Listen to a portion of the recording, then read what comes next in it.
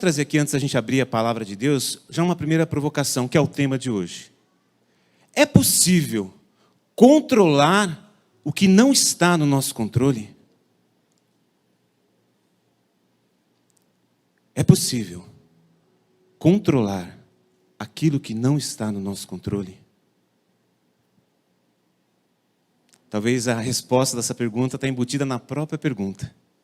Mas é para trazer essa reflexão para o seu coração. Porque às vezes a gente insiste em fazer algo na nossa vida como se a gente tivesse o domínio sobre todas as coisas.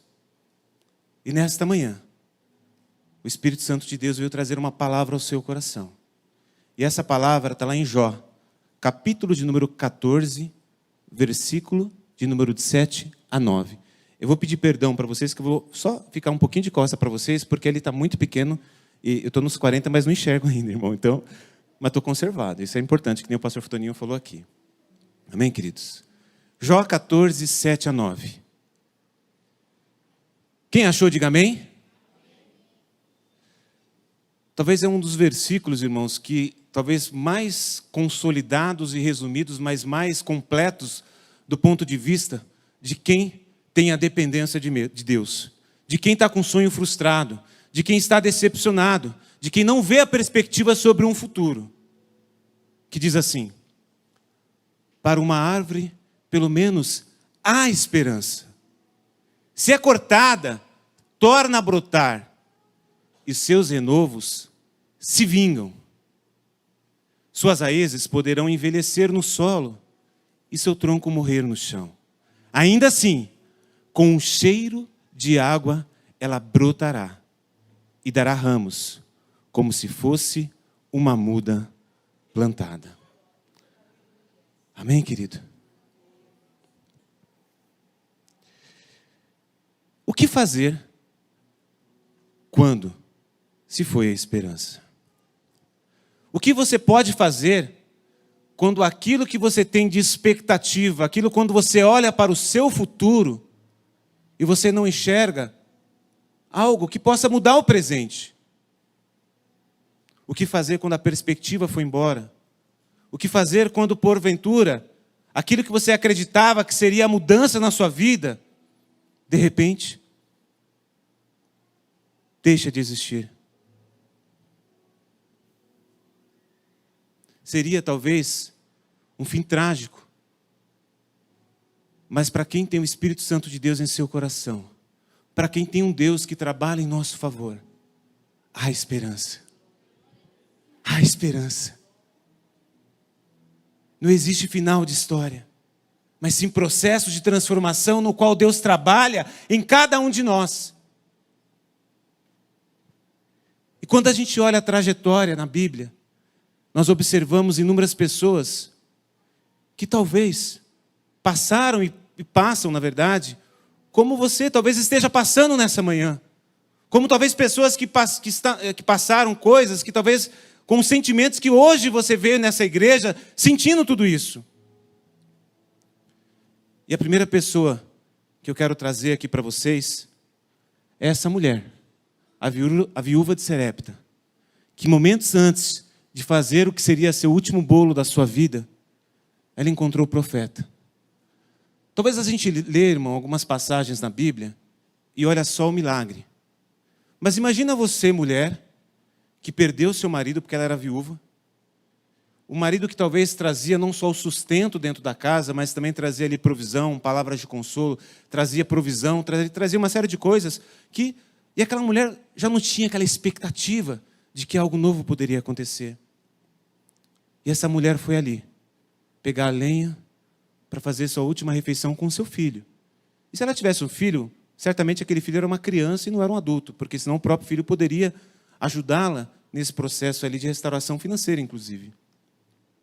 Então, o que presume que não fazia muito tempo que ela havia perdido o marido dela. Imagina aquela mulher, viúva, sem esperança, sem expectativa. O sentimento que ela estava vivendo antes, de comer o seu último bolo. Mas aquela história que não estava no controle dela teve um cruzamento ali com o homem de Deus, que pôde levar a ela não somente a esperança, a expectativa de que aquela história seria mudada, não por aquilo que estava no controle dela, mas por aquilo que Deus faz naquilo que não está no nosso controle. Segundo personagem, a mulher do fluxo de sangue. A Bíblia relata que ela gastara tudo aquilo que ela tinha para poder ter uma solução para a sua doença. Era uma mulher, quando a Bíblia menciona, a gente parte também do princípio que era uma mulher de posses. E às vezes, irmão, não é o dinheiro que vai trazer a paz que você precisa. Não é o dinheiro que vai trazer a cura da doença que você precisa. Mas é você se curvar diante do Senhor. É você se curvar diante dEle e declarar: Senhor, eu dependo de Ti. Não está no meu controle, Pai amado, essa doença. Não está no controle mudar a minha sorte, Senhor, mas está no Teu controle mudar a minha vida. Isso começa a partir do momento que ela se curva. Que ela toca no ponto mais baixo que ela pode tocar no Senhor, na orla do seu vestido. E às vezes, irmãos, a gente quer controlar o dinheiro, quer controlar situações como se fosse resolver o problema da nossa vida. Irmãos, vou falar uma coisa para você. Talvez o que você precisa não é ganhar mais. Talvez o que você precisa não é uma casa nova. Talvez o que você precisa é de um lar. É de um Deus capaz de suprir toda a necessidade dentro da tua alma. Terceiro personagem, Jairo, que era um líder da sinagoga. Jairo, ele era um homem de poder. Ele era um homem que era líder no ofício que ele tinha. Só que diante de uma doença da sua filha, ele se viu de braços atados. Ele se viu impotente diante da circunstância. Ele se viu de uma situação na qual ele não tinha controle. E foi diante dos pés do Senhor que ele conseguiu o início de uma mudança de história, o início de uma mudança de vida. Irmãos, para aquilo que não está no seu controle, há sempre, através de um joelho dobrado, algo que está no seu controle fazer. E um Deus que ele age no impossível. E quarto e último personagem, que é o próprio José. Que ele sofreu ali algo que às vezes a gente sofre dentro da nossa casa. A gente sofre diante da nossa família, que é a rejeição de um familiar. A rejeição que ele sofreu, que ele talvez nunca imaginou que sofria, que iria sofrer. Até pelo sonho que Deus havia dado, até pela visão que Deus havia dado a ele. E ele foi, por algo que não estava no controle dele, abandonado pelos seus irmãos, jogado em uma cova. Agora imagina um sentimento você, se a sua família fizesse isso com você. Qual seria a sua reação? Qual seria a maneira com que você reagiria? Talvez até aconteça em menor proporção na sua casa. Talvez até aconteça tudo que eu falei aqui, esteja acontecendo hoje na sua vida. Aí eu pergunto, qual tem sido a sua reação? Qual tem sido a maneira com que você tem reagido? E se a gente for olhar todas essas pessoas, o que eles tinham em comum é que quando eles olharam para o futuro, eles não enxergaram uma saída. Eles não enxergaram porque não existia dentro da perspectiva deles o que fazer. Então sentimentos como frustração pairavam sobre eles. Porque ele tinha uma expectativa, tinha uma esperança e não aconteceu. Sentimentos como decepção, de não esperar com que a pessoa fizesse aquilo com você, pairava sobre eles. Que aquela situação chegasse na sua casa. Decepção porque você orou e às vezes as coisas não aconteceram da maneira com que você gostaria que acontecesse. Mas o processo de Deus ele é infinitamente mais. E às vezes é necessário que a perda aconteça na sua vida, para que o ganho de Deus aconteça algo sobrenatural, para poder extrair de você forças da onde você não acreditava que tinha, para que sobretudo você conheça quem verdadeiramente você é e quem verdadeiramente é o Deus que você serve. E outra situação, irmãos, a perda, como eu falei agora há pouco. Irmão, vou falar uma coisa para você. Mesmo como cristão, você não está isento de perder.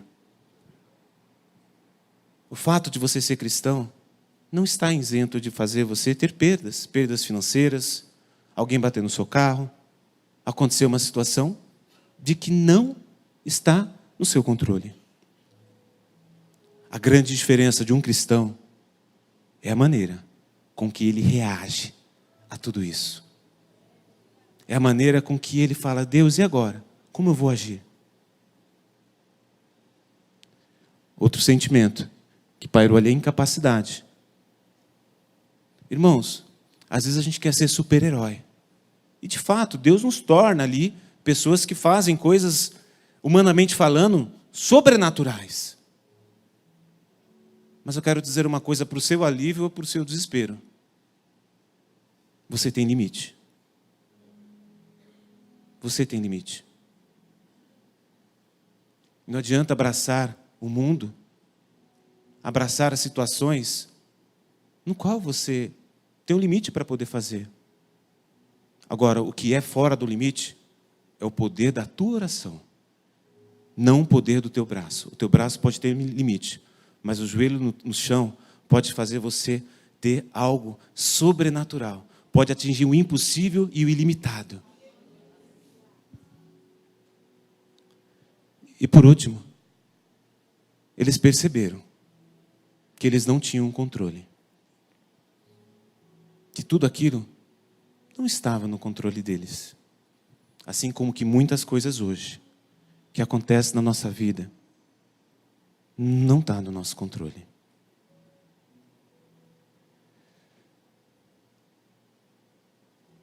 E aí de novo, você consegue ter o controle de tudo?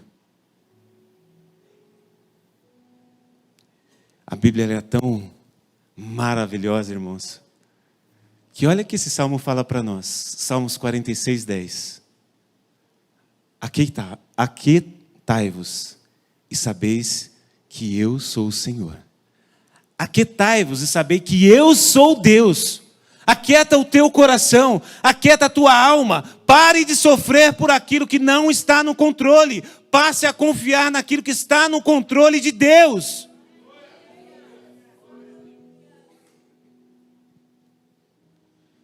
Nem toda situação está em seu controle. Mas confiar em Deus no controle de toda a situação está. Eu vou falar mais uma vez para que imprima isso no seu coração. Nem toda situação está no seu controle. Mas confiar em Deus no controle de toda a situação, isso sim, está no seu controle. Agora eu pergunto para você: você consegue controlar a sua família? O que acontece com eles? Talvez um filho pequeno, até uma determinada idade, você consiga controlar. Eu não estou falando aqui, irmão, para você poder abrir mão da salvação da sua casa, só para deixar claro. Você não consegue controlar, mas você consegue influenciar. Você consegue ali, através do seu exemplo, falar: olha, eu quero Deus que Ele serve. Isso sim você consegue controlar. Mas uma coisa você pode, é confiar no Senhor. Confiar que crer no Senhor Jesus Cristo, será salvo tu e a tua casa. Não dá para você controlar seu marido, não dá para você controlar sua esposa, mas você pode amá-la, você pode respeitá-lo, você pode ali influenciá-lo, baseado no princípio de ser cristão, de orar pela vida dele, de ser o exemplo como Jesus foi. Outra coisa que você não consegue controlar, os amigos. Irmãos, às vezes a gente coloca uma expectativa em pessoas de que ela não está preparada para atingir a expectativa. E sabe qual que é o grande mal, irmãos? É a gente se basear no que o outro deve fazer por aquilo que você faria. E eu tenho uma triste notícia para te contar. Nem todo mundo é igual. Nem todo mundo reage da mesma forma que você vai agir. E ainda bem que nem todo mundo é igual. Porque é através da diferença, como diz a palavra de Deus, ferro afia ferro, assim como uma pessoa afia a outra. E você, através das pessoas que talvez tenham sido ali, pedra ali dura na sua vida, é onde Deus está te moldando, é onde Deus está ajustando a sua vida, é onde Deus está te transformando em uma pessoa melhor.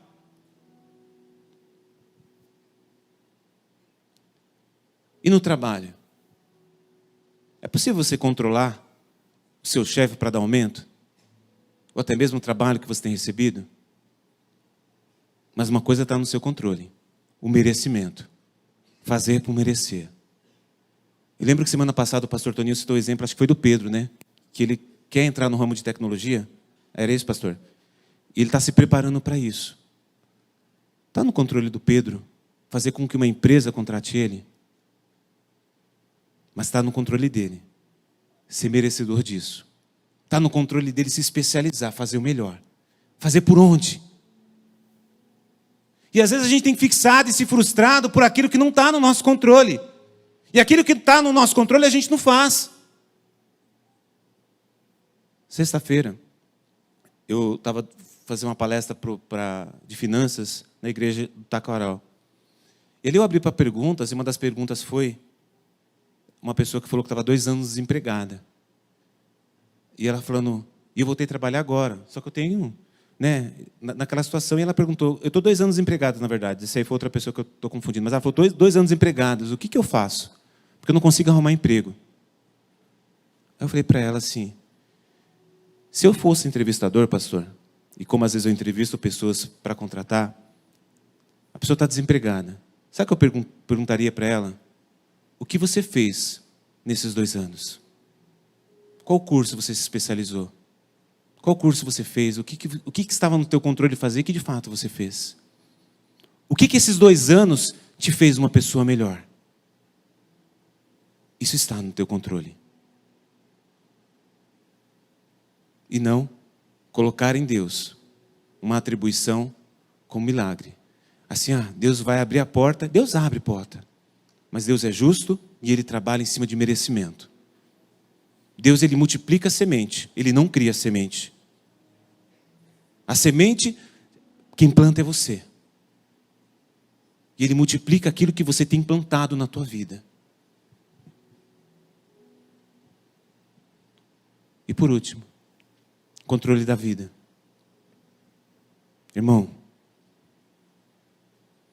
a gente pode fazer ali de maneira preventiva, ir ao médico, fazer exercícios, fazer uma série de coisas. Mas eu preciso crer que Deus controla a minha vida. Como diz Romanos 8:28, que tudo cooperará ao meu bem. Eu preciso crer na palavra de Deus e que tudo que vai acontecer é um processo de algo maior. Em cima de tudo isso, irmãos, principalmente dessas primeiras partes, sabe, assim, a diferença de frustração e satisfação? Em cima de tudo aquilo que você faz, principalmente quando você deposita isso em outra pessoa. Eu vou dar um exemplo para você aqui. Vamos supor que eu vou num restaurante da cidade, que está R$ 1,99 a coxinha. R$ 1,99.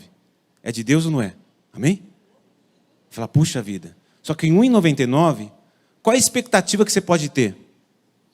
Jesus amado, para fazer uma coxinha R$ 1,99, de onde vem esse frango, né, pastor? De onde vem a massa, de onde vem tudo isso? Então sua expectativa já vai estar ali, certo? Aqui embaixo, é R$ 1,99, bora lá. Aí você vai com a expectativa baixa. Só que imagina que você chegou num lugar, tinha uma pessoa na porta para poder te atender, te recepcionar, já reservou um lugarzinho para você. O que aconteceu? A sua expectativa está aqui, e a entrega foi aonde? Aqui em cima. Você ficou encantado. Agora vamos imaginar o contrário. Falou, pastor, tem um lugar aí que, olha, todo mundo que vai lá ama, todo mundo que vai lá gosta. Só para entrar é R$50. O pastor já não ia, porque eu sei que ele, né? Mas tudo bem. Desculpa, pastor, a brincadeira, mas a gente sabe que... Só para entrar é R$50. O prato à la carte mínimo é R$150, só a entrada. Só que aí uma pessoa, um empresário de sucesso aqui, que pode ser um de vocês, convidou o pastor para ir lá. Deixa tudo por minha conta.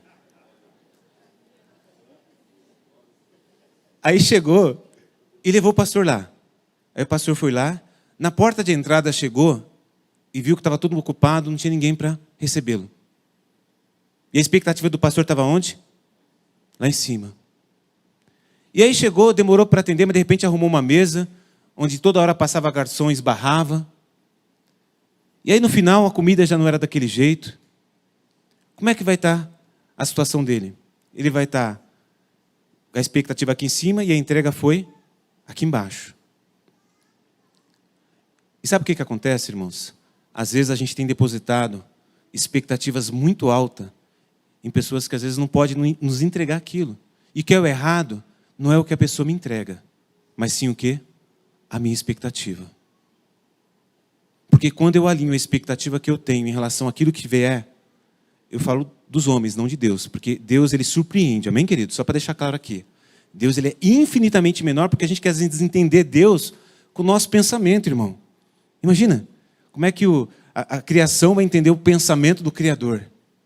Mas, às vezes, o que precisa ser alinhado é a sua expectativa e não a entrega do outro. Amém, querido?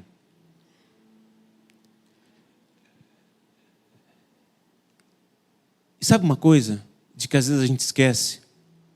Por Deus nos amar, porque Ele te ama, sabe uma coisa que Ele faz e que afeta direto ou indiretamente a nossa vida?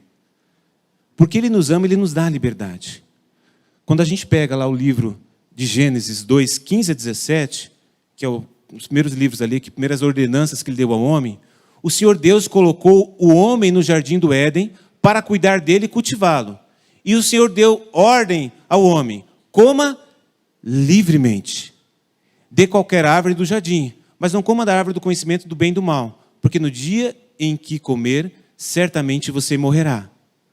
Em Gálatas 5,13 diz: irmãos, vocês foram chamados para a liberdade, mas não use a liberdade para dar ocasião à vontade da carne. Ao contrário, sirvam uns aos outros mediante o amor. Tudo isso aqui, irmãos, é o livre-arbítrio dado por Deus na minha e na tua vida. É um livre-arbítrio, irmãos, que faz você fazer o que é certo ou o que é errado. É um livre-arbítrio que, se alguém fizer algo errado, pode também afetar a sua vida. Porque vamos imaginar a seguinte situação. Vamos lá, a pessoa que entrou na igreja hoje pela primeira vez. Ela aceitou Jesus. A vida dela pode ser transformada? É claro que pode. É claro que vai ser transformada. Mas vai ser transformada de dentro para fora. Agora, ela para de ter aflição no momento que ela aceita Jesus? Ela para de ter dificuldade, para de ter problema? Sabe por que isso acontece, irmão? Porque a gente deve amar a Deus por aquilo que Ele é, e não apenas por aquilo que Ele faz. O amor nosso por Deus é pela graça que nós somos abençoados. E a graça é um favor imerecido, não é por aquilo que nós merecemos. Ele dá sim o livre-arbítrio, porque Ele não é um Deus ditador. Ele quer que você o ame, que você confie nele, que você deposite nele a sua vida, de que ainda que a figueira não floresça, ainda que as coisas não aconteçam como planejado, todavia desesperado eu não vou ficar, mas firme eu vou permanecer, porque eu sei no Deus em quem eu tenho crido. E diante disso, irmãos, eu vou falar uma coisa para você: coisas ruins acontecem com pessoas boas. E às vezes, irmãos, dentro de nós, talvez você nem verberize isso, né? Nem fale isso, de que, olha o que Deus fez na minha vida. Irmãos, a liberdade dada por Deus, ela serve ao justo e ao ímpio. E é pela misericórdia dele que Ele nos protege. É pela misericórdia dele que Ele nos poupa. mas Ele não dá isenção a ninguém. A grande diferença não é o que acontece com você, mas sim é o que você faz com aquilo que acontece com você.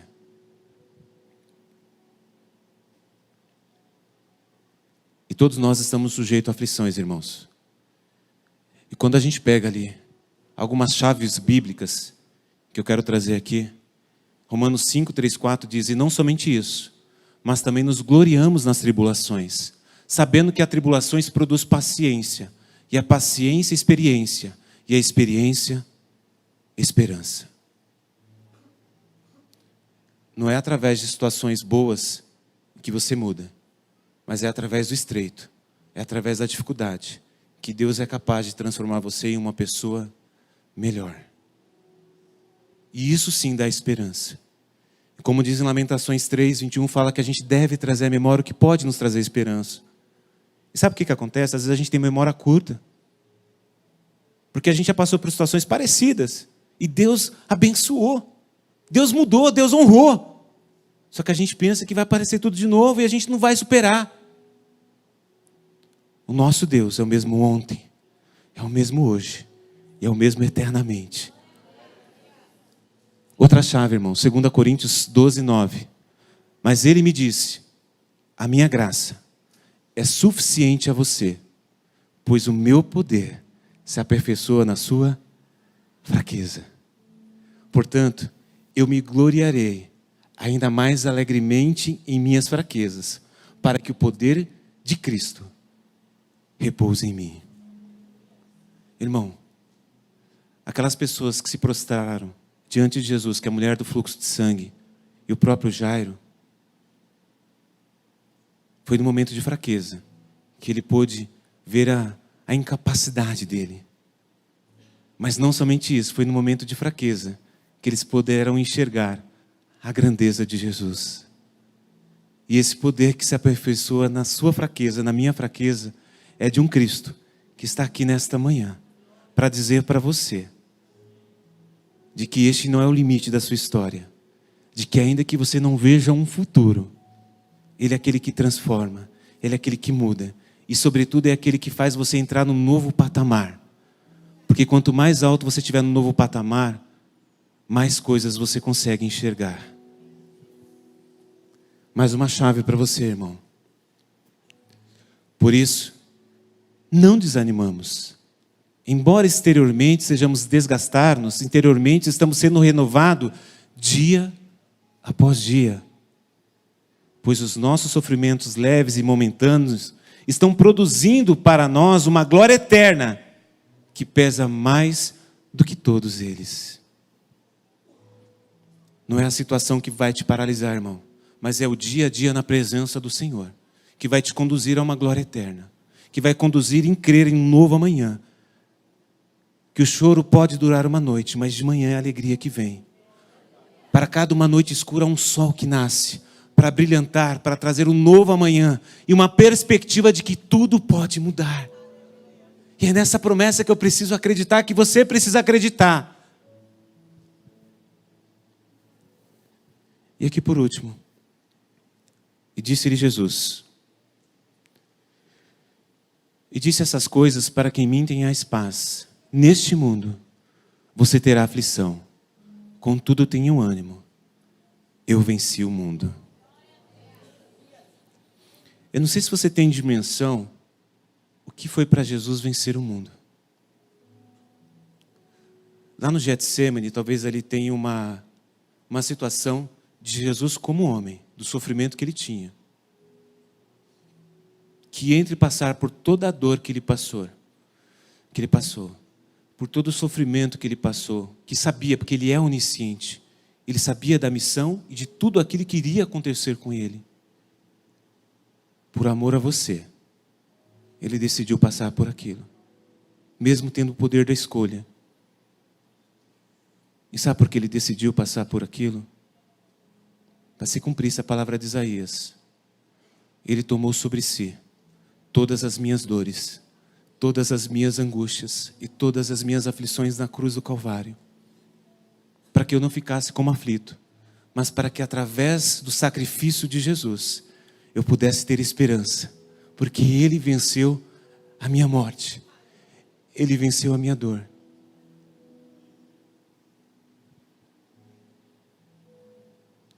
E quando a gente volta nesse versículo, irmão, talvez você esteja como essa árvore cortada, com a sua raiz envelhecida, depois de tudo que você passou na vida, você sem esperança.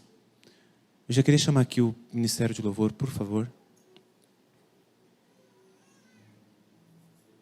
De tudo aquilo que você passou, talvez você esteja ali como uma raiz envelhecida. Uma raiz que você se sente fragilizada. Que você se sente fragilizado por não sentir segurança da onde você está plantado. Talvez essa seja o seu sentimento nessa manhã. De sofrer, de estar sofrendo por situações que não fogem do seu controle. Porque cortaram a sua esperança. Cortaram o seu benefício. Cortaram aquilo que era para você o maior motivo de segurança. Se esse versículo tivesse apenas a primeira parte, seria trágico. Mas a gente aprende que ao cheiro da água brotará e dará ramos como se fosse uma muda nova plantada. E essas águas, ela traz esperança para uma árvore cortada. E lá em João 7:37 e 38 diz: no último e mais importante dia da festa, Jesus levantou-se e disse em voz alta: se alguém tem sede, se alguém precisa de água, se alguém não tem expectativa de ter uma sequidão dentro de si, venham a mim e beba. Quem crer em mim, como diz as Escrituras, do seu interior fluirá rios de água viva. E que essas águas estão capazes de trazer esperança para uma árvore cortada. Isaías 44:3 diz: pois derramarei água na terra sedenta, e torrentes de terra seca, e derramarei meu espírito sobre a sua prole, e a minha bênção será sobre os seus descendentes.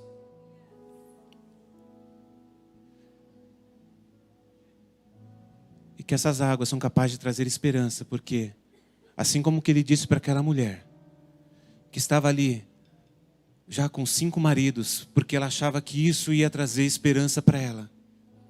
5 pessoas já tinham passado pela vida dela, mas foi o encontro de Jesus, que ela percebeu que o que ela precisava era dessa água. De que quem beber dessa água terá sede outra vez, mas quem beber da água que eu lhe der, nunca mais terá sede. Ao contrário, a água que eu lhe der se tornará nele uma fonte de água viva, a jorrar para a vida eterna. Com a permissão do pastor, eu queria também chamar os pastores aqui na frente, por favor. E esse rio de água viva está aqui, nesta manhã. Essa fonte de água viva está aqui, para poder mudar, para poder transformar, para poder mudar a tua história, para poder fazer algo novo, para poder agir naquilo que não está no seu controle, pois o Deus que nós servimos é aquele que é capaz de trazer tudo aquilo que hoje é sequidão, tudo aquilo que hoje é falta de perspectiva, tudo aquilo que hoje, porventura você não tem visto expectativa de um dia melhor, de um dia maior, mas eu creio que é no nome do Senhor Jesus Cristo, é através dessas águas que o Senhor faz brotar e nascer de novo. Quem aqui nesta manhã precisa dessa água? Pediria que você ficasse em pé, por favor.